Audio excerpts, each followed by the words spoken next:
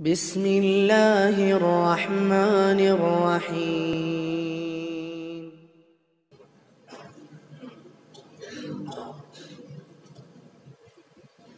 أعوذ بالله من الشيطان الرجيم بسم الله الرحمن الرحيم أمسينا وأمسى الملك لله والحمد لله لا شريك له لا إله إلا هو وإليه المصير أمسينا على فطرة الإسلام وكلمة الإخلاص وعلى دين نبينا محمد صلى الله عليه وسلم وعلى ملة أبينا إبراهيم حنيفا وما كان من المشركين لا تدخلون الجنة حتى تؤمنوا. Kalian semua tidak akan masuk ke dalam surga, kata Allah, sampai kalian menjadi orang-orang yang beriman. Siapa nama mu'alaf kita tadi? Leo. Nama setelah mu'alaf apa? Nurul Islam. Namanya Leo masih ya? Leo. La tadkhulul jannah, la tadkhulunal jannah, kata Nabi. Tidak akan masuk surga siapapun dia. Siapapun dia. Mau orang Amerika, orang Belanda, orang Palestina, orang segala macam, tidak akan masuk surga. Syaratnya dia untuk masuk surga, kata Nabi, hatta tu'minu. Syaratnya dia harus menjadi orang yang beriman. Beriman yang diajarkan oleh Rasulullah SAW, yaitu dia mengucapkan pertama jamaah sekalian syahadah, persaksian. Karena persaksian ini jamaah sekalian merupakan bukti dari keyakinan. Keyakinan dia kepada Allah Subhanahu wa taala, keyakinan beliau bahwa benar Islam ini adalah bawaan dari Rasulullah SAW, maka beliau mengucapkan asyhadu, saya bersaksi, kata beliau, asyhadu an la ilaha illallah, bahwa tidak ada Tuhan, tidak ada yang namanya Tuhan A, Tuhan B, Tuhan C, Tuhan D dan segala macam, tidak ada itu. Kecuali siapa? Tuhan cuma satu. Siapa dia? Allah. La ilaha illallah. Tiada Tuhan kecuali Allah Subhanahu wa ta'ala. Beliau menyaksikan itu, bersaksi. Mas Leo bersaksi, asyhadu an la ilaha illallah wa asyhadu, dan beliau pun bersaksi anna, bahwa sesungguhnya Muhammadar Rasulullah, Muhammad itu utusan Allah. Dengan dua kalimat ini jamaah sekalian, beliau berhak untuk mendapatkan tiket masuk ke dalam surganya Allah Subhanahu wa ta'ala. Walaupun nanti setelah beliau bersyahadat, karena kalau kita melihat surah Al-Baqarah, alladzina yu'minuna bil ghaib wa yuqimuna as-salah wa mimma razaqnahum yunfiqun walladzina yu'minuna bima unzila ilaika wa ma unzila min qablik wa bil akhirati hum yuqinun. Itu mesti juga harus dijalani oleh Mas Leo.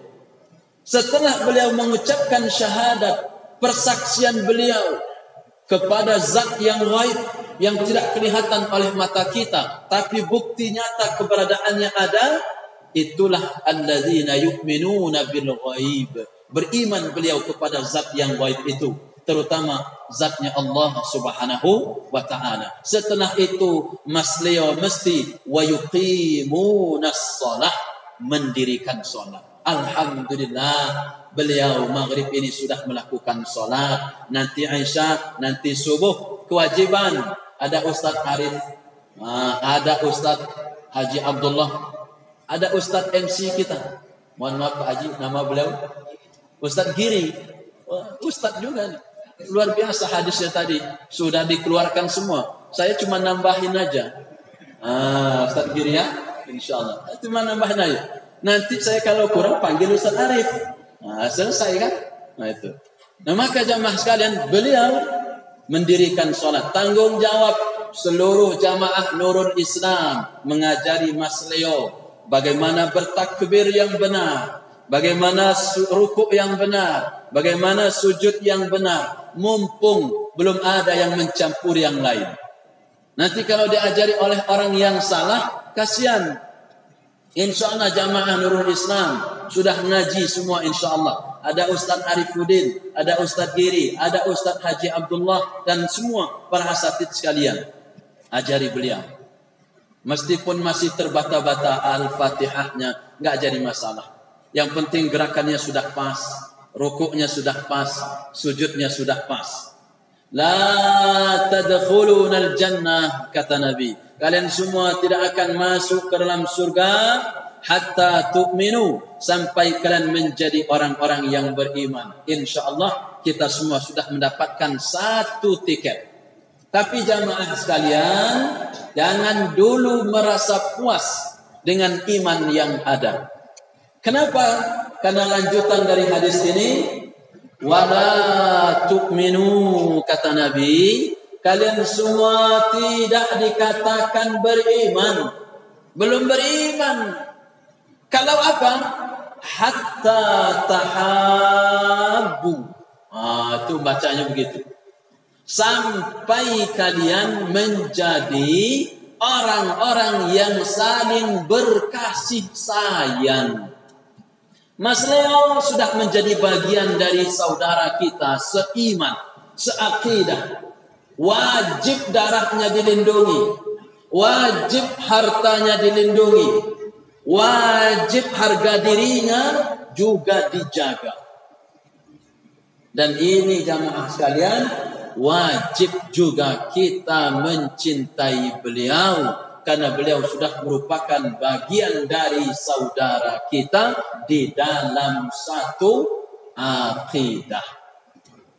Apa kata Rasulullah SAW?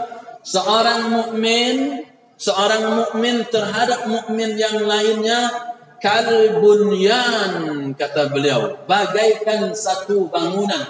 Yashuddu ba'duhum ba'do, kata beliau, saling menguatkan satu sama lainnya. Mas Leo kebetulan mungkin masih nempel-nempel, belum terlalu kuat semennya. Datang Pak Haji Abdullah, diperkuat lagi. Datang Ustadz Giri, dikuatkan lagi. Datang Ustadz Arif, dikuatkan lagi. Sehingga bangunan itu menjadi kokoh. Sehingga akidahnya Mas Leo menjadi kuat. Jangan sampai mantul lagi. Habis masuk keluar lagi. Masuk keluar lagi. Ini jangan. Maka mesti harus kita jaga. Harus kita jadikan beliau kokoh di dalam berakidah ini. Jamaah sebenarnya oleh Allah SWT belum dikatakan beriman. Kalau sekedar kita hanya mengucapkan asyhadu an la ilaha illallah wa asyhadu anna Muhammadar Rasulullah, tapi tidak mencintai saudaranya, belum dikatakan beriman. Maka jamaah sekalian, jadilah kita menjadi hamba-hamba Allah yang bersaudara, sebagaimana amanah Rasulullah SAW di hadis Arba'in itu ada dinukil oleh Imam An-Nawawi. Apa kata beliau? Di dalam hadis Rasulullah SAW, Rasulullah mengatakan wa kunu, jadilah kalian semua, kata Nabi, ibadallahi ikhwana, jadilah kalian semua orang-orang yang sudah beriman ini tadi menjadi hamba-hamba Allah yang senantiasa bersaudara. Orang-orang yang senantiasa menguatkan satu sama lainnya. Maka jemaah sekalian, amanah kami titip Pak Leo ini, Mas Leo ini, kita berdoa sama Allah, semoga Allah menguatkan akidahnya, memberikan jalan petunjuk yang terang benderang, sehingga beliau bisa beristiqamah di dalam agamanya Allah Subhanahu wa ta'ala. Amin Allahumma amin. Kemudian kata Rasulullah SAW, jamaah sekalian, salah satu Mas Leo untuk menimbulkan rasa kasih sayang di antara kita semua, terutama yang sudah berislam lama ini, semenjak lahir sudah Islam, Apa kata beliau? Rasulullah SAW mengatakan, awala adullukum ala syai'in idza fa'altumuhu tahabbtum, kata beliau. Inginkah aku tunjukkan suatu perkara yang mana jika kalian senantiasa melakukan ini satu sama lainnya, tahabbtum, kata beliau, timbul rasa kasih sayang di antara kita. Yang tadinya ada dengki, satu kunut, satu tidak saling dengki-dengki, hilang dengkinya. Yang satunya basmalah jahar, yang satu basmalah sir, hilang dengkinya. Yang satu zikirnya keras, zikirnya sir, hilang itu semua. Menjadi orang-orang yang saling berkasih sayang, bersaudara di antara mereka. Salah satu penyebabnya apa jamaah sekalian?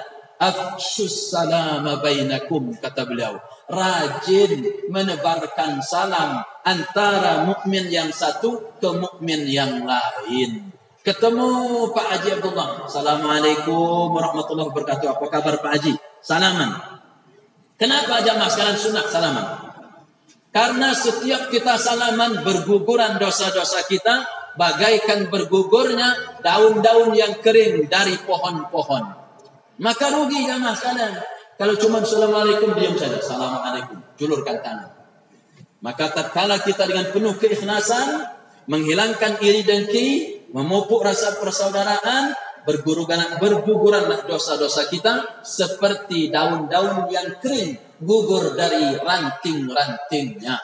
Ucapkan salam menimbulkan kasih sayang, begitupun salam berjabat tangan menggugurkan dosa-dosa kita. Maka jamaah sekalian, temu Mas Leo ketemu kita, rajin Assalamualaikum. Udah bisa Mas Leo ya? Udah bisa. Udah fasih nampaknya. Itu. Nah, maka jamaah muliakan oleh Allah Subhanahu wa taala, ini mesti harus menjadi perhatian kita bersama.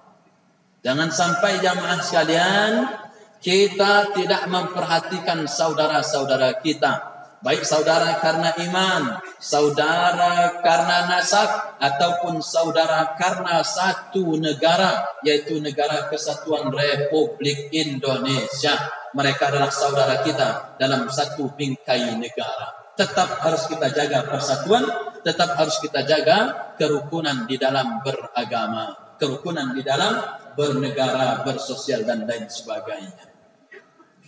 Nah, jamaah semuliakan oleh Allah Subhanahu wa taala, nampaknya saya sudah 2 tahun tidak mengisi di Nurul Islam ini.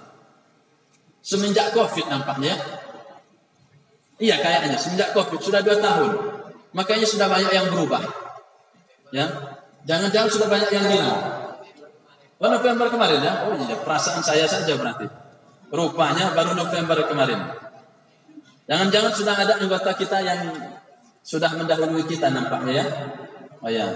Mungkin karena Covid dan lain sebagainya, kita doakan semoga Allah segera menghilangkan wabah atau penyakit yang sedang melanda seluruh dunia ini. Amin Allahumma amin. Nah, jamaah semuliakan oleh Allah Subhanahu wa taala, tema kita masih berkisar tentang salat.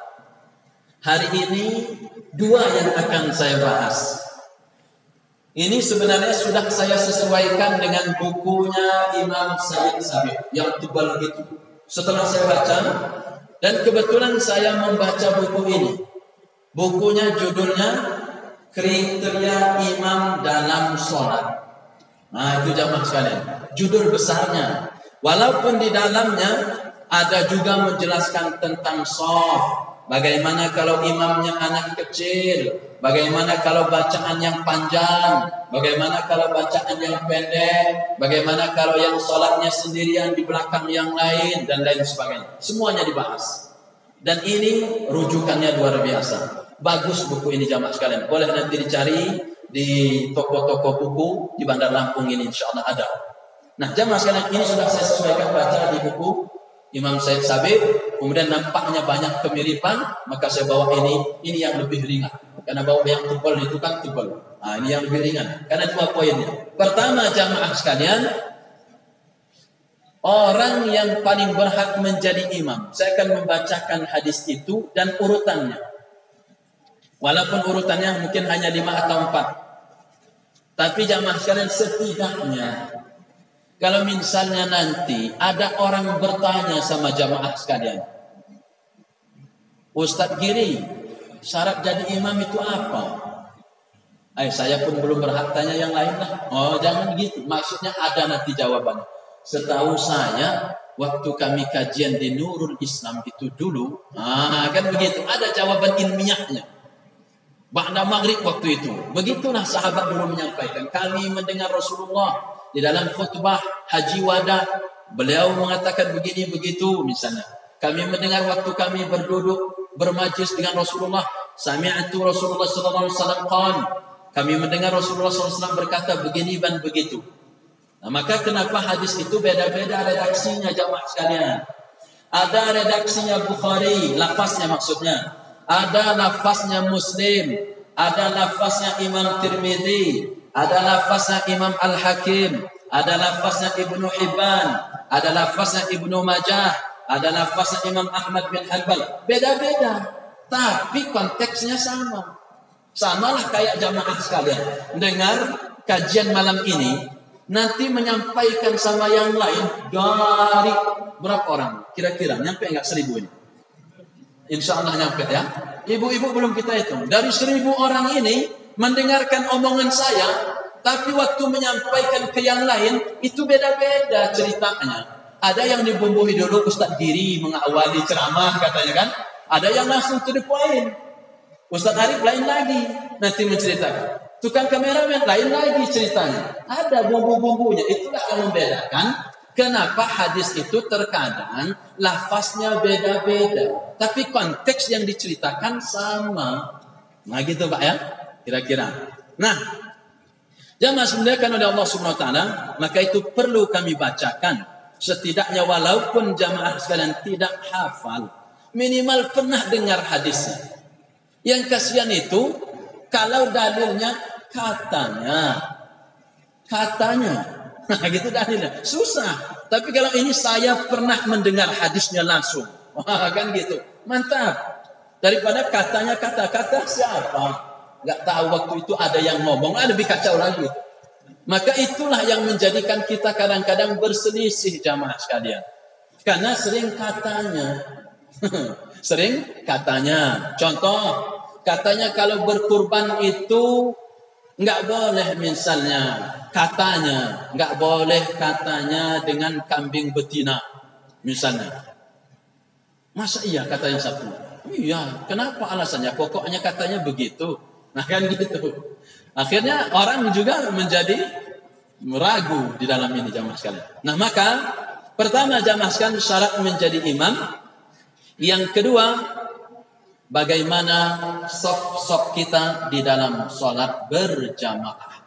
Itu 2 poin aja. Dan ini masih berkaitan dengan sholat.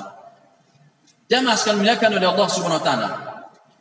Hadis ini yang saya mau bacakan ini, hadisnya datang dari Abu Mas'ud Al-Ansari. Abu Mas'ud Al-Ansari radhiyallahu anhu.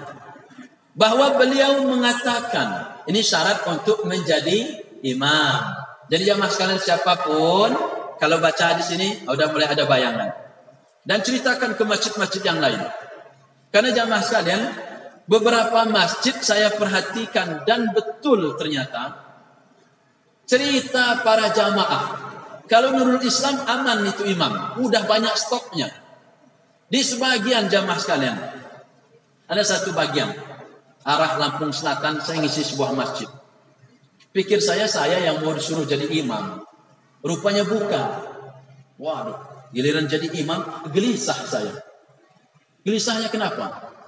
Bacaannya panjang lagi Pak. Panjang. Rupanya, bacaannya brutal gitu ya. Nabrak lubang masuk. Panjang. Nah maka, jamaah dimuliakan oleh Allah Subhanahu wa taala, ini menjadi hal yang perlu diperhatikan. Kenapa? Karena salah satu imam itu dipilih yang terbaik karena dia harus membuat nyaman jamaah di belakangnya. Pernah enggak jamaah sekalian sholat begitu ya?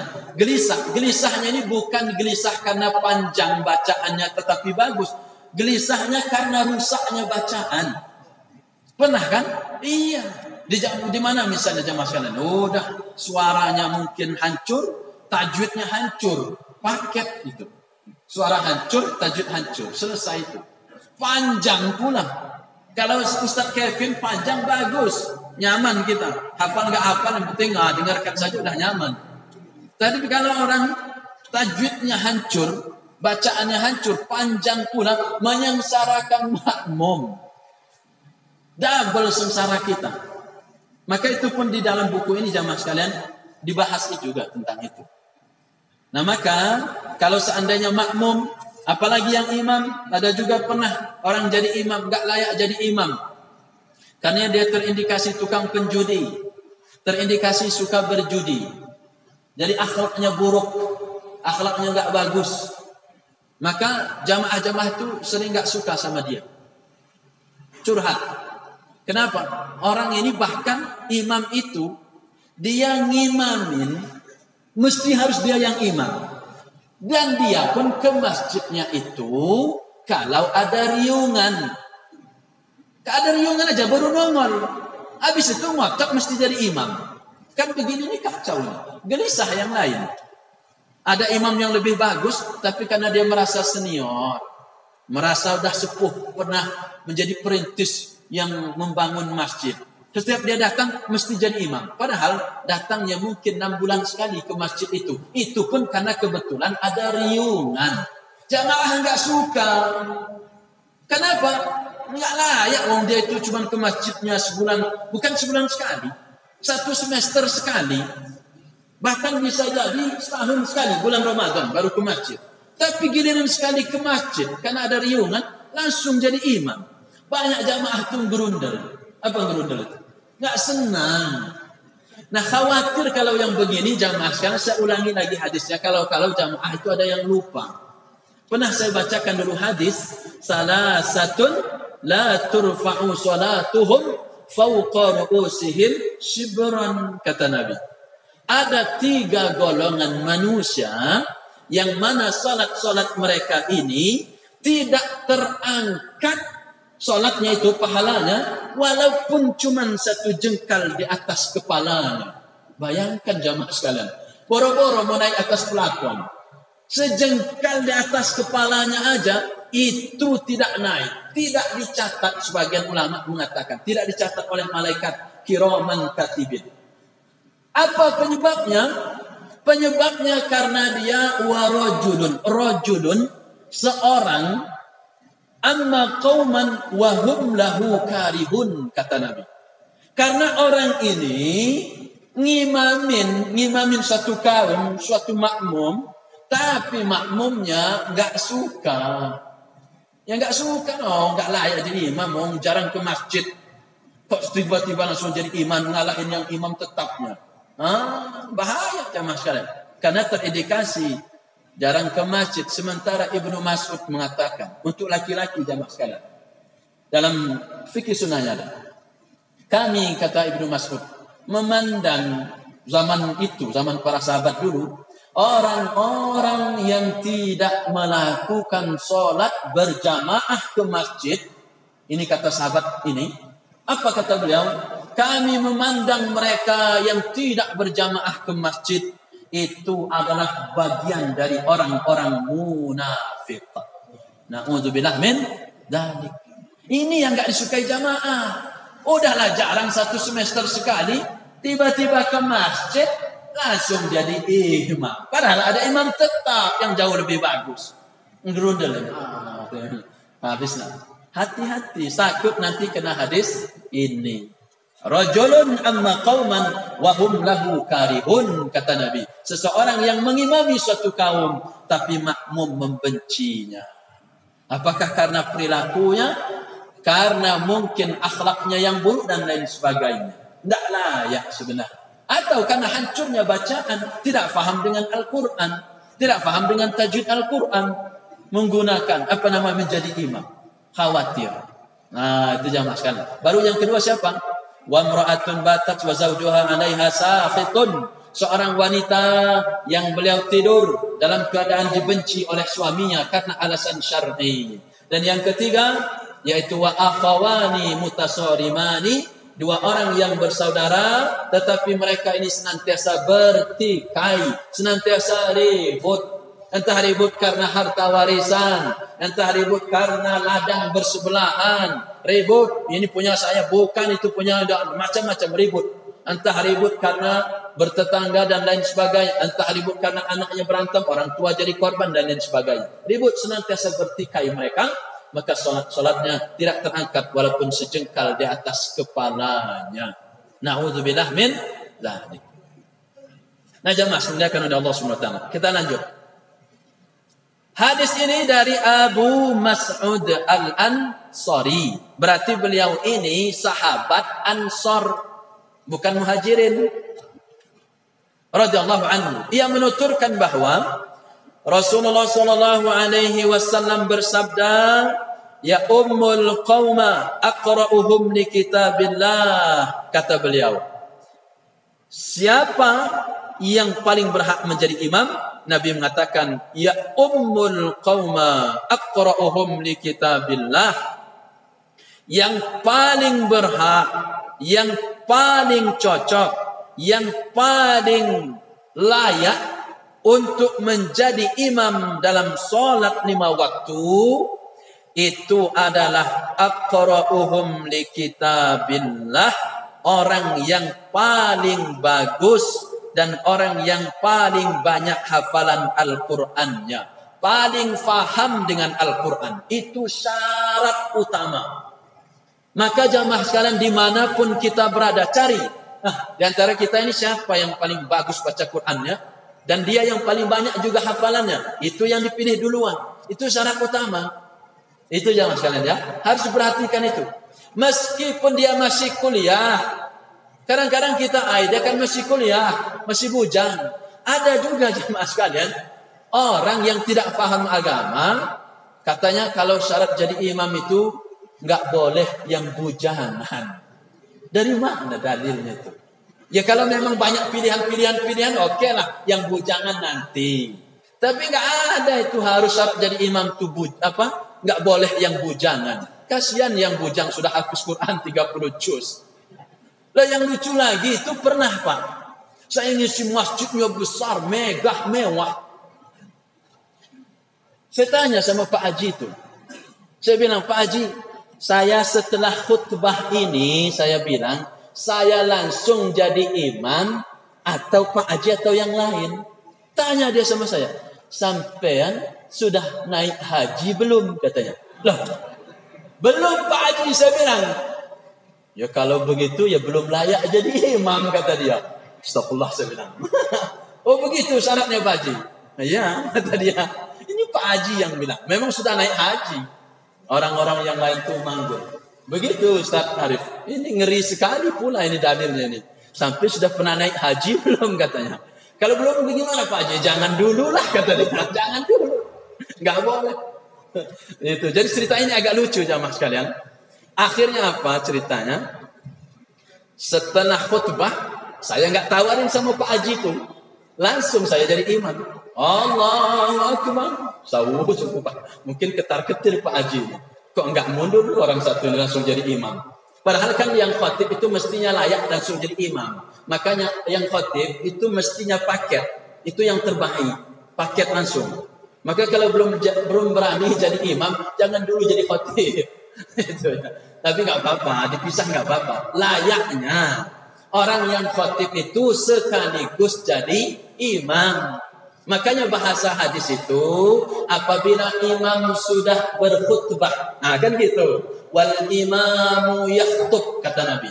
Imam sudah berkhutbah, berarti dia memang imamnya nanti. Kalau kita kan masih dibagi, khatibnya Ustaz Doni, nanti imamnya Ustaz Arif, misalnya kan masih banyak masjid begitu kan. Nah itu. Langsung nggak apa-apa, langsung. Nah dan layaknya seperti itu. Langsung saya jadi imam.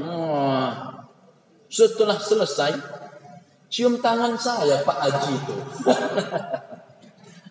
Pak Haji itu tadi yang nyuruhnya mestinya harus naik haji dulu itu, cium tangan sama saya. Artinya apa jamaah sekalian? Mungkin kadang-kadang orang itu hanya perkiraan-perkiraan, ini masih muda lah, Hafalan Qurannya mungkin masih segini lah dan lain sebagainya. Setelah beliau, ada dikit lah ilmunya nih. Kata beliau. Jadi ingin minta berkahnya juga rupanya. Jadi begitu ya mas kalian. Udah ya seumuran Pak Haji Abdullah ini lah orang itu. Tapi maksud kami jangan sampai seperti itu. Ada lagi di masjid, tapi saya tidak sebutkan karena kita sering isi di masjid-masjid begitu Pak ya. Ada orang di masjid itu mensyaratkan jadi imam mesti yang paling tua. Kacau lagi ini. Nafasnya sudah antara la yamutu wa la yahya. Antara hidup dan mati nafasnya. Suruh jadi imam, ya Allah. Nyiksa juga pengurus ini rupanya. Jangan jamaah sekalian. Jadi ya, syarat mesti harus sepuh katanya. Siapa imam Pak? Itu Pak Haji. Pak Haji sepuh. Udah sepuh benar menurut saya tuh. Gak ada yang lain. Padahal banyak anak muda sepuh. Nah pas giliran takbir tidak kelihatan. Allah. Udah gemetaran. Ya Allah. Mesti harus di apa? Apa kalau bahasa orang itu? Ya mesti harus dipensiunkan lah itu. Itu ya bang ya. Harus pensiunkan ya begitu. Kalau ibarat ban itu, udah mesti harus ganti yang baru itu. Kasihan nggak nyaman lagi nanti naik mobil gini-gini kan.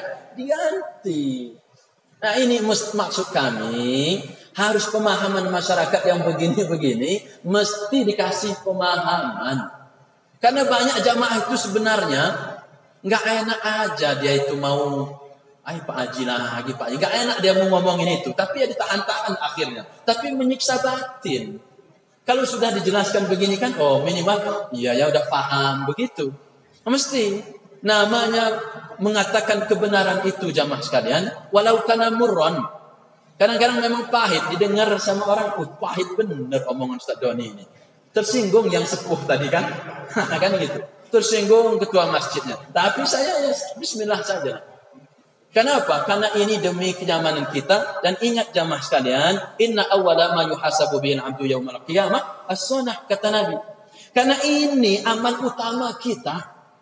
Yang mana amal ini nanti pertama kali akan dihitung, akan dihisab oleh Allah Subhanahu wa taala. Bagaimana mungkin kita selama ini salat enggak pernah nyaman? Padahal ini amal utama. Sama ini kita enggak berkualitas salatnya, padahal ini amal utama. Maka benarkan salat wajib berjamaah kita. Gerakan-gerakan yang ada dan lain sebagainya. Nah itu. Alhamdulillah kalau Nurul Islam aman. Banyak stok. Ustaz Syihab. Ustaz Kevin tadi ya. Ustaz Kevin. Ustaz yang lainnya. Yang saya belum hafal. Dah banyak hafal-hafal itu. Luar biasa. Kaderisasi terus berjalan. InsyaAllah. Moga-moga berikutnya nanti ganti presiden. Imam-imam kita berjamuran di mana-mana. InsyaAllah. Kita banyak kader-kader yang bermunculan. Nah, jamaah sebenarnya oleh Allah Subhanahu wa taala, fa in kanu fil qiraah sawaan, jika ini kata Rasulullah SAW, dalam Al-Qur'an kemampuannya sama dengan yang lain, Ustaz Kevin, Ustaz Syihab, sama mereka berdua ini bagus semua. Itu ya. Tajwidnya fasih, gurunya pun sama, pesantrennya sama, misal bagus semua mereka. Maka apa kata Rasulullah SAW? Fa'a'lamuhum bis sunnah. Setelah yang terbaik bacaan mereka, tapi mereka sama-sama hafiz 30 juz, sama-sama indah suara mereka. Cari yang kedua, syarat yang kedua. Ini yang paling utama, artinya syaratnya. Setelah pertama, kedua. Apa dia? Fa'a'lamuhum bis sunnah, kata Nabi. Cari di antara mereka berdua itu yang paling faham dengan sunnah. Ustaz Syihab khatam fikih sunnahnya. Ustaz Kevin misal aja ini. Baru setengahnya. Ustaz Syihab dulu aja. Begitu. Di antara mereka berdua ada yang rajin puasa Senin Kamis, ada yang enggak.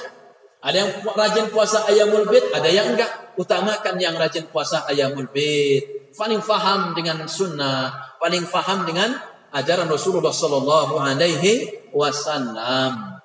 Nah itu jamaah sekalian. Kalau ini sama tarafnya. Ada 10 sama semua. Siapa mereka itu yang paling banyak mengamalkan sunnah, yang paling faham dengan sunnah. Itu yang lebih diutamakan.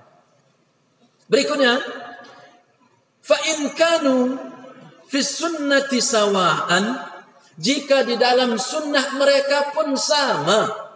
Bagus, mereka ini orang-orang soleh, enggak ada keraguan lagi, sama semua. Puasa Senin Kamis oke, faham hadisnya oke, salat malamnya juga iya. Pokoknya selesai. Maka apa kata Nabi?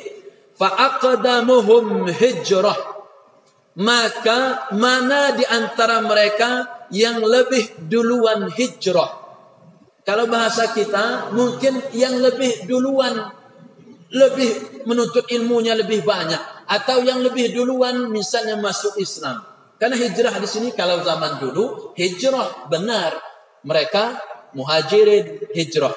Nah itu. Tapi kalau hijrah kan punya dua makna.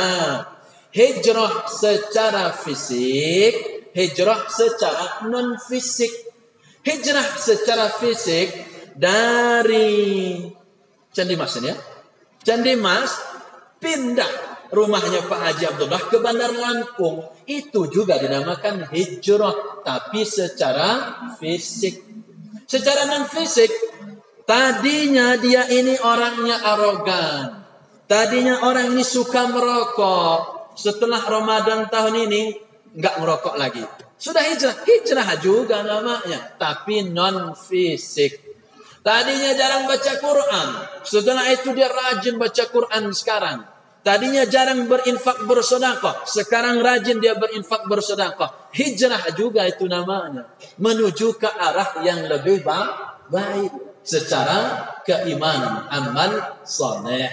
Nah itu, lihat di sana. Maka mana di antara mereka berdua? Loh, sampai berapa? 10 menit kajian. Oke ya. Ini belum ke soft. Padahal bahasan tentang soft itu ada 15-an, Pak. Ada 15. Baru tentang imam. Insya Allah di lain kali, insya Allah ya. Mohon saya dimaafkan. Karena janji saya tadi 2. Satu tentang imam, satu tentang soft. Pikir saya karena waktunya masih panjang. Nah ini, ternyata saya tidak menyadari waktu kita berjalan begitu cepat. Satu lagi bahasan jamaah sekalian. Fa in kanu fil hijrati sawaan fa aqdamuhum silman. Kalau seandainya mereka itu sama, kata Nabi, sama. Paham Quran semua, paham sunnah semua, duluan hijrahnya sudah ketahuan. Maka kalau seandainya hijrahnya sama-sama di Nurul Islam ini barengan misalnya, dah fa in kanu fil hijrati sawaan fa aqdamuhu silman. Siapa yang duluan masuk Islam? Kalau misalnya di kalangan Mas Leo banyak para mu'allaf. Para mu'allaf ini belajar Quran semua. Pas mereka mau sholat, itu sama-sama semua kan? Nah, dihitung aja. Siapa yang duluan masuk Islam? Para mu'allaf itu. Oh, Mas Leo. Ayo Mas Leo, jadi imam kamu. Begitu. Kalau misalnya terjadi seperti itu. Kalau kita mungkin masuk Islamnya sama semua. Nah inilah bisa dimaknai siapa yang duluan masuk Islam. Kalau kita tentunya yang umurnya jauh lebih tua. Ya kan? Nah baru di sini sebenarnya umur lebih tua itu masuk di sini. Pak Haji duluan beliau Islam daripada saya. Umurnya sudah 50 sekian. Ya kan? Maka beliau yang lebih duluan. Karena keislaman, karena beliau duluan lahir dalam keadaan Islam. Nah, maka beliau baru. Jadi syarat umur itu keempat. Bahkan ada yang menempatkan kelima dan seterusnya. Nah, itu jamaah sekalian. Jadi, di dalam sholat 5 waktu, mohon kiranya seluruh masjid-masjid kita mulai di-setel jamaah sekalian. Jangan sampai menjadikan imam-imam itu orang-orang yang tidak layak. Dan jamaah sekalian mesti yang jadi pengurus masjid itu bertanggung jawab terhadap masjid-masjid yang dibina. Makin nyaman jamaahnya, makin potensi pahalanya jauh lebih besar. Makin potensi makmur masjid tersebut. Semakin jamaah itu banyak yang gelisah, akan semakin sepilah masjid tersebut. Salah satunya jamaah sekalian, cara memakmurkan masjid, membuat masjid itu nyaman, bukan cuma masang AC, tetapi masang sopir yang bagus. Ada juga masalahnya sopir imam itu yang kecepatannya 200 km per jam. Saya jamaah sekalian, kalau kan, moga-moga nggak dengar. Di masjid kami itu memang kata masyarakat sering protes demi Allah, dengan saya Pak. Tapi saya kan nggak enak mau ngomongin sama itu. Akhirnya saya bicarakan dengan ketua dan kawan-kawan yang lain. Mau negur secara langsung imam tersebut, takutnya dia nggak ke masjid lagi. Saya menghindari daripada dia nggak ke masjid lagi gara-gara omongan, maksudnya cerita kita kan nggak enak. Akhirnya musyawarah. Kenapa? Kecepatannya 200 km per jam. Saya sering membuktikan sunnah di rumah, Pak. Allahu Akbar. Allahu Akbar, Allahu Akbar. Dah komat. Akhirnya selesai, saya keluar. Data padahal masjid saya itu cuma berapa? 50 meter. Raja Basa itu, kalau yang pernah ke sana. 50 meter itu. 50 meter. Ke masjid. Sudah mau ruku imam. Alangkah cepatnya mikir saya itu. Berapa kecepatannya? Mungkin 200 km per jam. Jadi ada imam-imam itu yang super cepat. Kadang-kadang bacaannya, makanya ada kawan yang protes juga. Karena dia sudah belajar tajwid dengan kita. Itu ya. Kata beliau, ini gimana? Saya nggak pernah selesai katanya baca Fatihah. Mana ada juga yang mazhabnya, habis imam baca Fatihah, makmumnya baca Fatihah. Baru dia Maliki yaumiddin. Allahu Akbar. Selalu begitu. Kata mereka yang jadi makmum ini, cepat sekali imam satu ini. Gimana cara merubahnya? Akhirnya sudah ada yang menegur sekali-sekali. Berubah sedikit demi sedikit. Walaupun sekarang masih aja kadang-kadang. Karena kebiasaan lama itu susah untuk berubah. Nah itu. Ada juga Pak. Memang lengkap di tempat kami itu. Moga-moga mereka tidak mendengar ya. Lengkap. Ada yang terlalu lambat. Ya 40 km lah per jam. Itu lambat pula. Jadi gelisah. Masih mending yang agak cepat tadi sebenarnya. Karena ada juga mazhab-mazhab yang super cepat itu. Apalagi sholat tarawih. Imamnya siapa? Oh oke. Semangat dia orang. Cepat masalahnya. Tapi kalau itu, ini bakal selesai jam 9 katanya. Udah gelisah duluan. Ini lebih berbahaya. Terlalu lambat. Tapi lambatnya memang semuanya. Bacaannya itu terlalu diayun-ayun. Tidak sesuai dengan tajwid sebenarnya. Tapi terlalu main ayun. Itu kurang bagus juga. Suruh belajar tajwid. Ayo belajar bareng-bareng. Benerin tajwid itu. Pernah belajar nongol sekali. Habis itu nggak pernah lagi. Rupanya pernah disalahin. Akhirnya setelah itu nggak pernah nongol lagi. Tetap dalam kesalahan yang sama. Pokoknya mat tabi'i itu Pak bisa sampai 5 panjang. Mat tabi'i cuma 2. 5, kadang 4. Naik yang ayun-ayun. Ya Allah.